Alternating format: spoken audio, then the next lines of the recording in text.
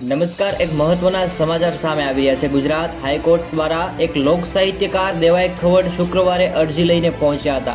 ગુજરાતના લોક સાહિત્યકાર દેવાય ખવડ પર ધમકી મળી હોવાના આરોપ લગાવવામાં આવી રહ્યા છે। આ અરજીમાં રાજકોટ પોલીસ પર ગંભીર આરોપો મૂક્યા છે અને દેવાય ખવડને ધમકી આપનાર જીત મવાસિયા સામે કડક કાર્યવાહી માટે સાયબર સેલ અત્યારે કાર્યવાહી કરી રહ્યું છે।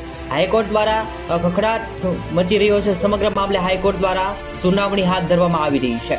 દેવાય ખવડ ગુજરાતના લોક સાહિત્યકાર દેવાય ખવડને ધમકી મળી છે। સોશિયલ મીડિયાના માધ્યમથી જાનથી મારી નાખવાની ધમકી। મોટા સમાચાર સામે આવી રહ્યા છે। દેવાય ખવડ ગુજરાતના લોક સાહિત્યકાર દેવાય ખવડને જાનથી મારી નાખવાની ધમકી મળી છે। લોક સાહિત્યકાર દેવાય ખવડને ધમકી મળતા ખળબળાટ મચી ગયો છે। હાલમાં પોલીસ કમિશનરમાં અરજી કરવામાં આવી છે। દેખાડી જાનથી મારી દેવાની તેમજ ઈરાદાપૂર્વક ઝઘડો કરવા સહિતની ધમકીઓ આપેલી છે।